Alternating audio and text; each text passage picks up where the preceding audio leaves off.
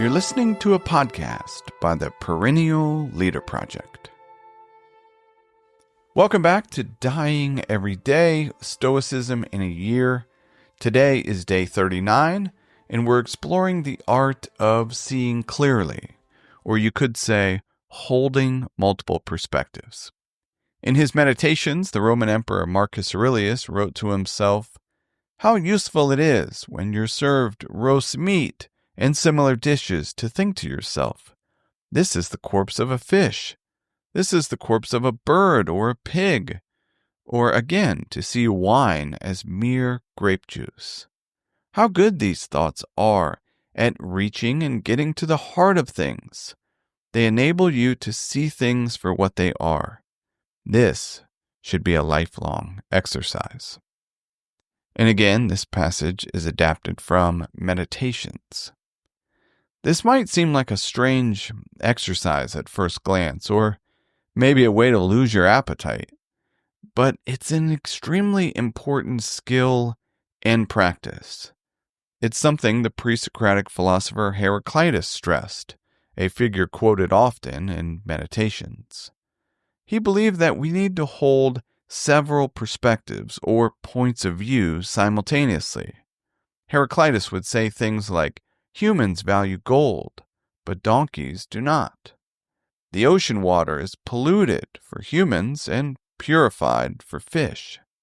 The way up the mountain is also the way down, depending on where we stand, the base or peak. Getting to the heart of things, as Marcus put it, is what philosophical and spiritual traditions help us to do. Think of the practice, the view from above, that we discussed back on day 10. In this practice, we simultaneously hold two perspectives. The whole, a cosmic view from above, and the part, the view with our feet firmly grounded. In his book, Lessons from an American Stoic, the author and teacher Mark Matusik, a previous podcast guest, calls it making space for paradox. Quote, "Reflect on the doubleness of experience and how apparent opposites can be equally true at the same time.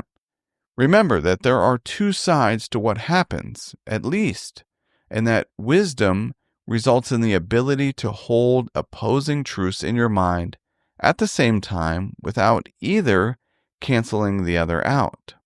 Unquote. Consider reflecting on a recent experience. Attempt to observe the situation from multiple sides. If you find this exercise challenging, I want you to remember that we can improve with intention and deliberate practice. Thank you for listening to Dying Every Day, Stoicism in a Year. I hope you found something useful for daily life.